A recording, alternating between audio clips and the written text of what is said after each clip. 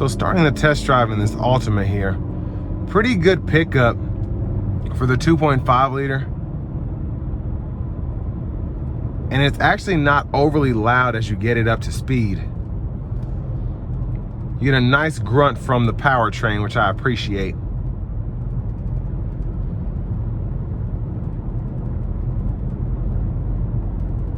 And then sitting here just kind of going, it's pretty quiet. Just under light throttle.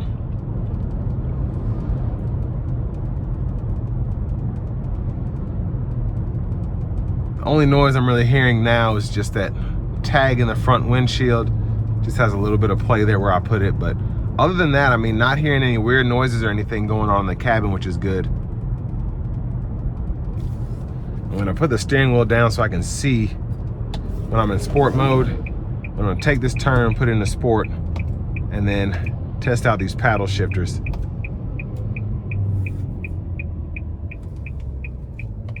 Put in the first, come out of this corner.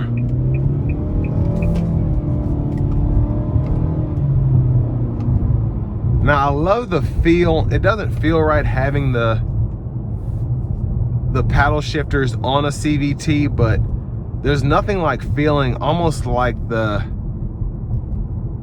8-speed transmissions in some of the Dodges, a torque flight, where you shift and you just feel that pull, as opposed to feeling that lag when you shift up. That's pretty nice. Just being able to kind of control the revs with paddles, but you're not having any sort of lag or anything like that, or loss of torque. Now overall, I think the premium package is a good option. Now it brings the cost of this vehicle to $34,000, and there are some other competitors that some might say are just as good, if not better, that don't have CVTs for that same price point. But I mean, you get a very nice screen here, your wireless CarPlay, Android Auto compatibility, your heated seats, wireless charging pad. Now one thing that is kind of disappointing to me is for this amount of money, we don't have the adaptive cruise, but not everybody likes that anyway. So if that's not a deal breaker for you, everything else pretty much checks the boxes. I will say, I feel like a lot of people don't have the paddle shifters in this segment, so it's nice to have that. You get your LED headlamps, which are a nice touch.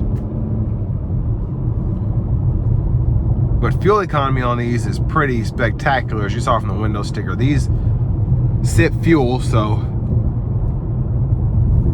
that's another plus to having this over, let's say, a comparable Malibu, just because you get the 1.5 turbo in that, same as the Accord. This feels quicker to me, and again, just having the paddle shifters is a big plus as well.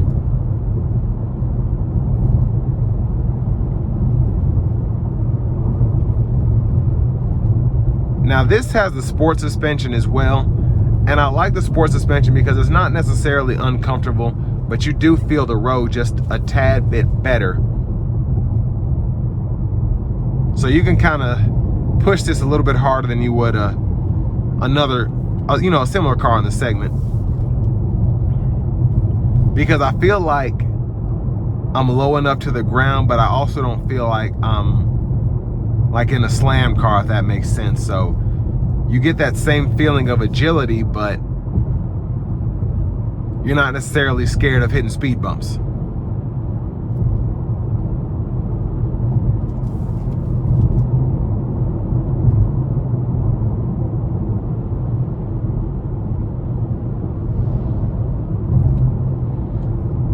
Now, one of the biggest pluses to having the SR premium trim is going to be the moonroof, of course, but second to that is having the leather seats. The leather in here feels very nice, and although you can tell where some places were kind of skipped in terms of putting leather there, the leather feels very good. Some of the nicest leather that I felt in a mid-size sedan.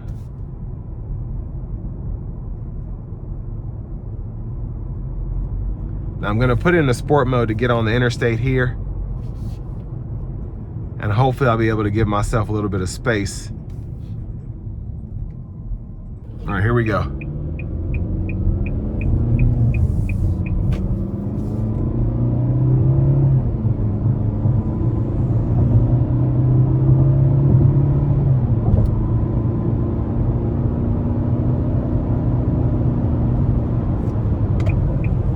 So I didn't give it too much, but I did give it a little something.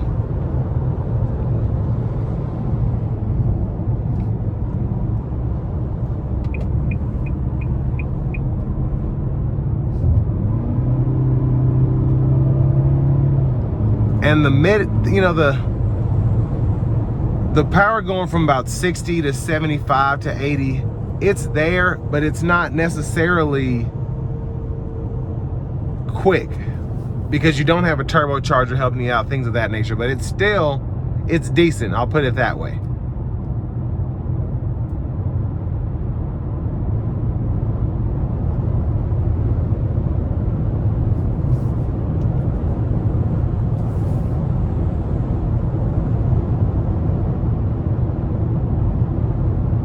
Now I want to give one more thank you to John Roberts Nissan for allowing me to review this Altima today. I'll leave a link below in the description. And then again, if you're looking to get the best price on one of these Altimas in your area, just click on that link down below. It takes a minute to fill out that info and I'll get the dealers fighting to get you that best price on one of these vehicles.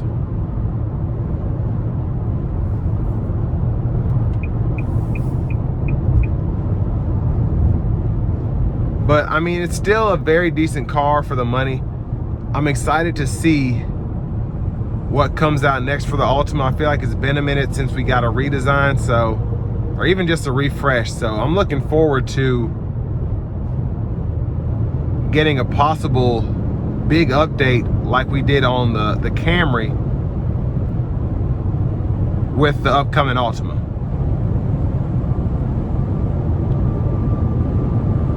But with all that being said, this will bring me to the end of my review of this 2024 Nissan Altima SR Premium.